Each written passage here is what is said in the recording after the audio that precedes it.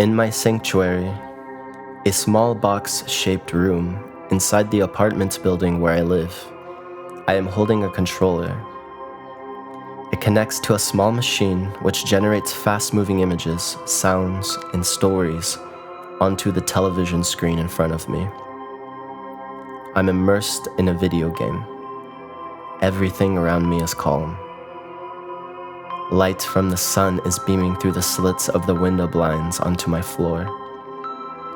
White specks of dust drifting slowly through that beam, becoming lit as it passes through, then disappears. There is a scent of staleness around. I can hear sounds from the other televisions and the voices of my family just beyond the ugly white walls of my tiny room, but nothing discernible can be made out. I hear birds and small kids playing in the playground just outside my window, all probably enjoying the last of the summer heat. Within the walls of this room, I am safe and comfortable. Here, I can be myself.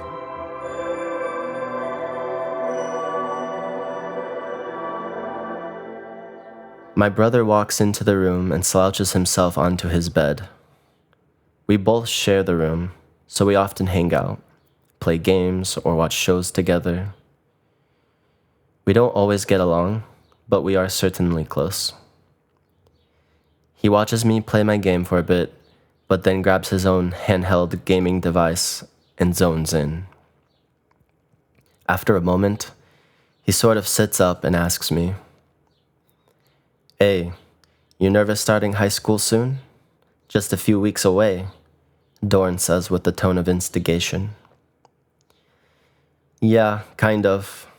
I have no idea what it's gonna be like," I reply. "I really don't want to go, though." Dorn shakes his head and laughs. "Well, try not to get beat up." Both of us crack out in laughter.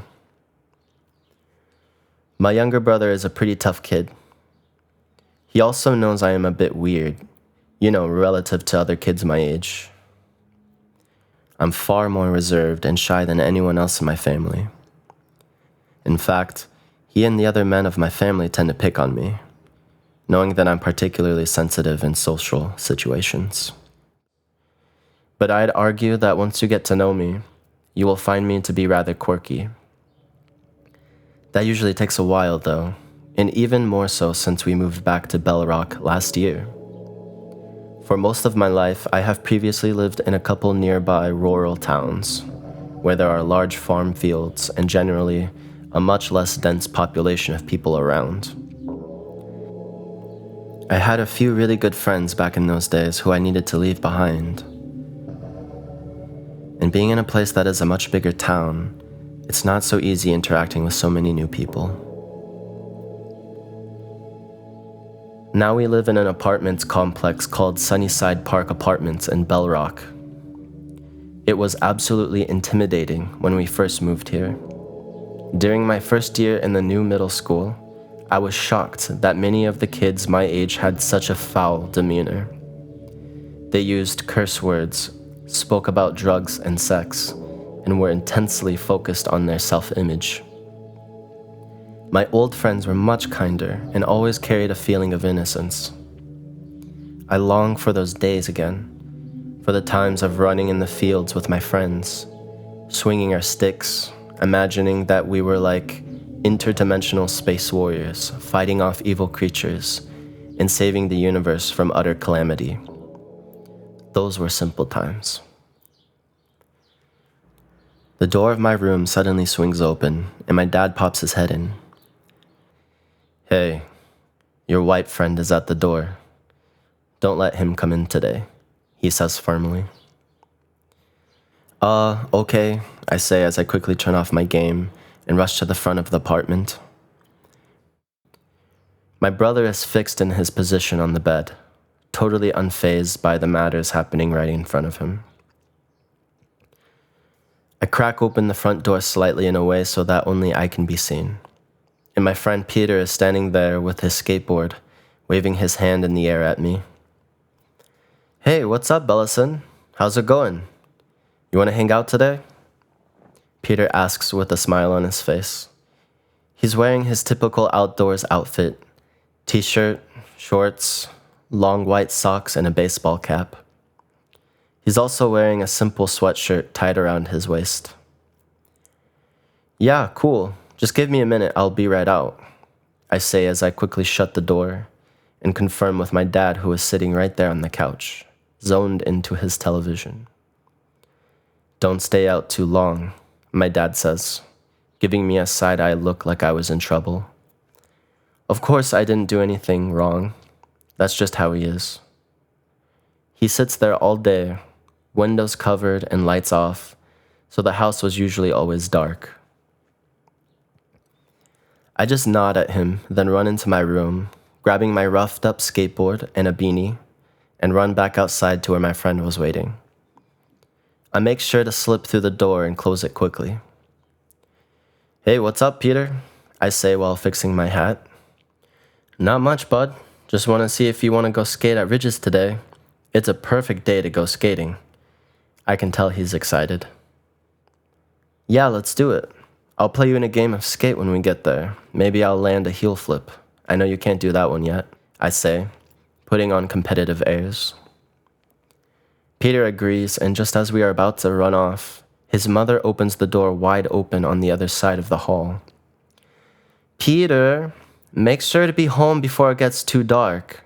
I don't want you walking home without a flashlight. Who knows what kind of weirdos are out there? I'm serious. You and Beleson don't take any money or anything if a stranger is offering to you. Just run the other way. Peter's mom is leaning out into the hallway from the apartment. You see the whole living room, furniture, cat trees, TV. She is an odd woman and truly overbearing. Yes, Mom, will do, Peter says as we both charge out of the building and into the roads, jumping onto our boards and pushing off with full force. Peter has become a really good friend of mine since moving to Bellrock.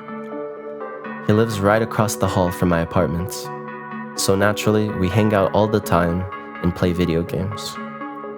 We're also highly imaginative individuals and enjoy creating art as well as being outside in the surrounding nature.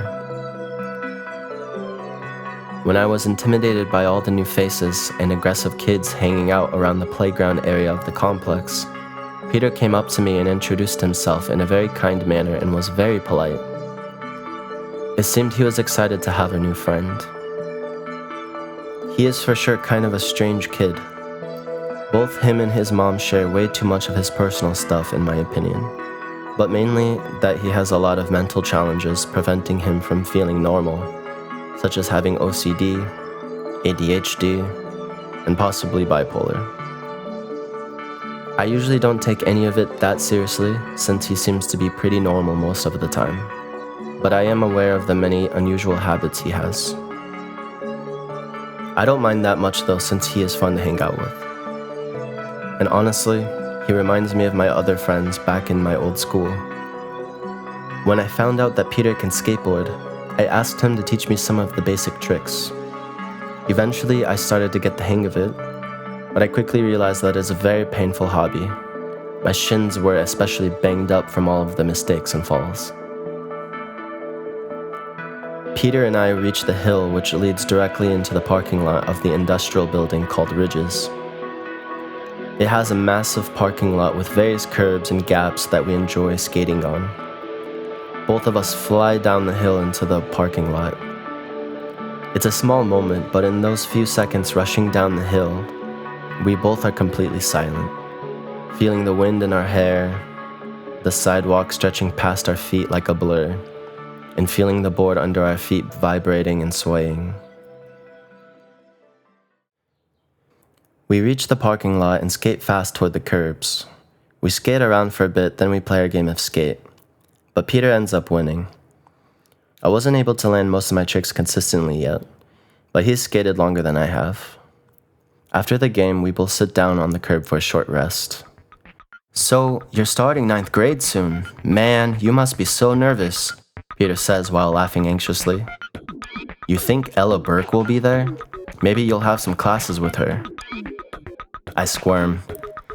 Yeah, I heard that she wanted to go to Bellrock High since all her other friends are going there. But I think we'll both be going to Chowitz High School. I'm really glad, but yeah, it makes me nervous to see her again.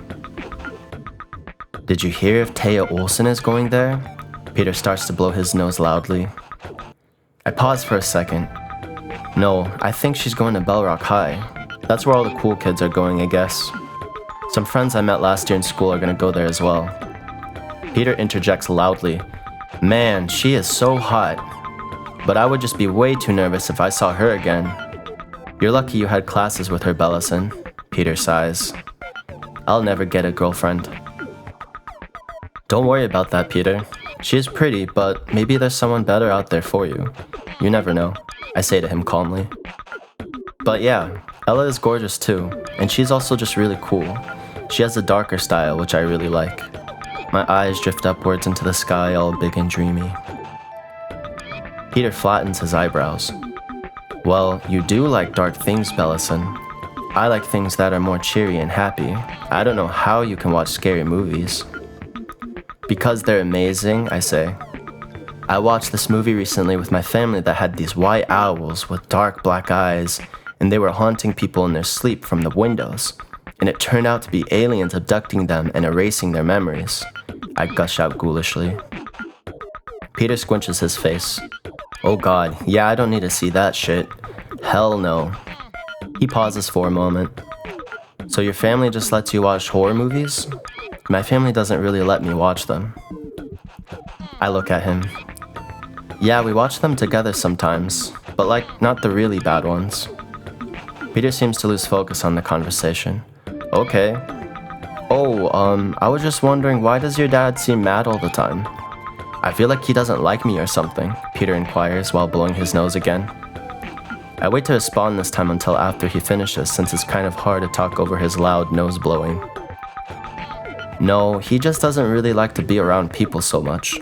He has trust issues or something. That's why he covers the windows and doesn't come out much, I reply. Peter's now picking at his nose. Oh, I see. Yeah, he just seems kind of mean, but I like your family a lot. Your mom, brother, and sister too. I still can't believe our little sisters have the same name. That is so crazy. I decide to stand up since my butt started to feel sore from sitting on the concrete, and I stand balancing on my board in place. Yeah, I'm also surprised. Shayla's not such a common name. Yeah, your family all have such unique names. Beleson, Doran, Shayla. It's really cool, he replies while also standing up on his board and balancing. I frown. Yeah, but after a while it gets annoying hearing that from people.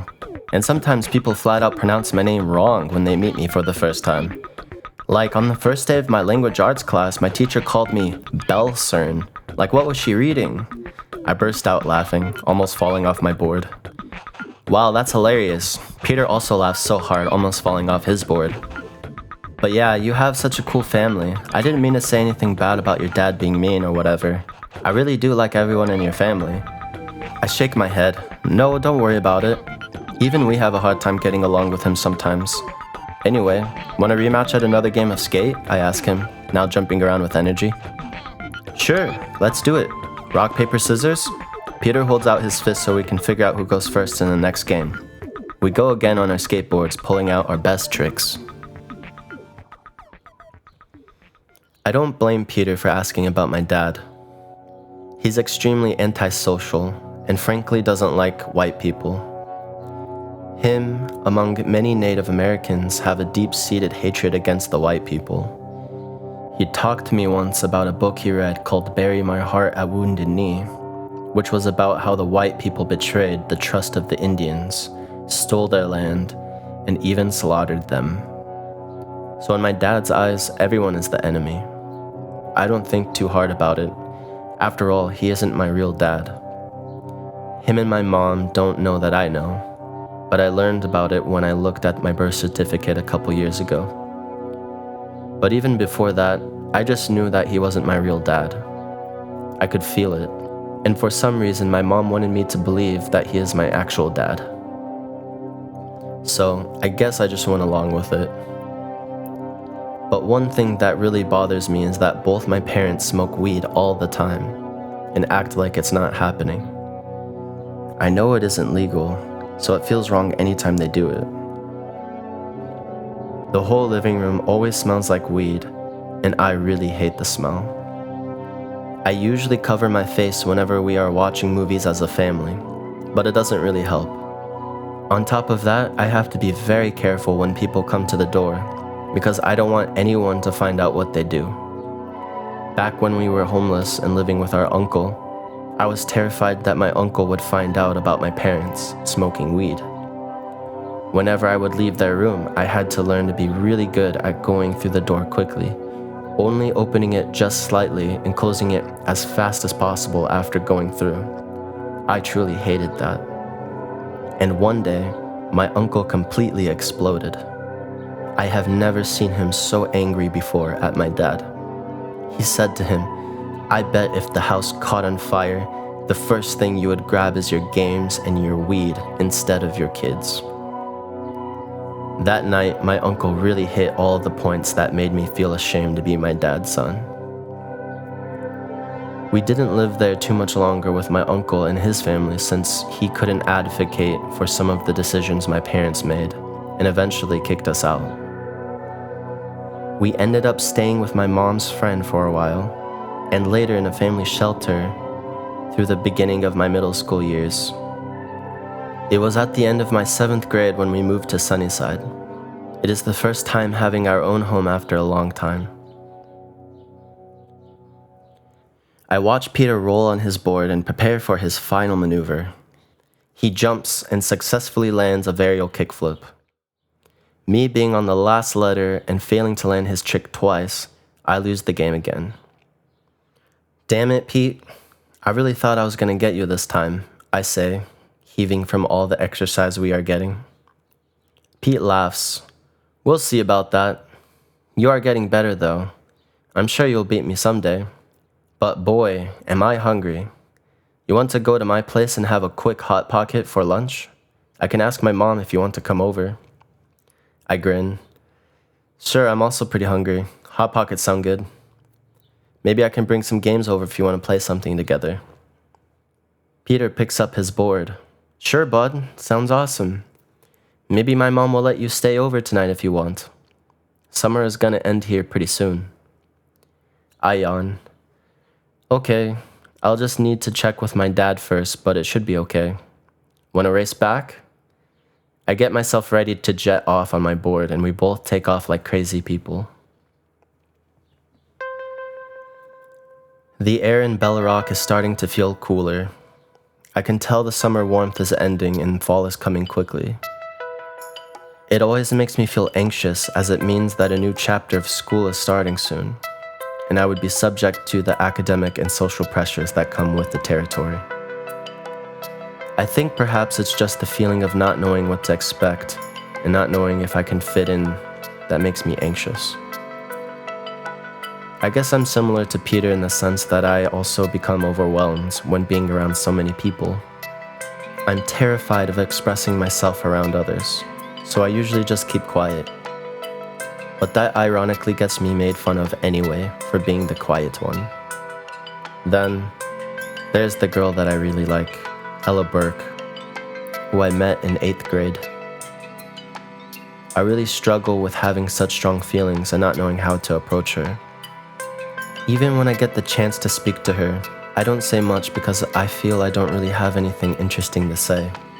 It's truly embarrassing. And that's what I fear. Being embarrassed, being made fun of, not being liked or able to fit in. And that's the thing. For some reason, I feel different from everybody. I can't explain why exactly, but it always feels like there is something that other people have that I am missing. Or maybe it is the other way around. Maybe I just don't want to be like others. I don't want to talk about sports or news. I don't care much about social status, despite being strongly affected in social situations. My main problem is that I just think way too deeply about things. Ever since I was young. I remember many nights I would be laying in bed and not be able to sleep because I'm trying to imagine what happens to our consciousness after we die. Do we go to some kind of heaven? Does everything just go black and stop existing? Those thoughts I felt I shouldn't be thinking about at such a young age, but they scared me. The truth is that I was scared of pretty much everything outside of my small room. That place is my sanctuary. I don't go beyond it. I don't go beyond my family. I try to be a good child and to make everyone proud by doing what I'm told. I'm comfortable playing games and hanging out with Peter across the hall, watching movies and shows with Doran and Shayla. But I have a lingering feeling like everything is going to change soon, like I'm inside of some kind of cocoon.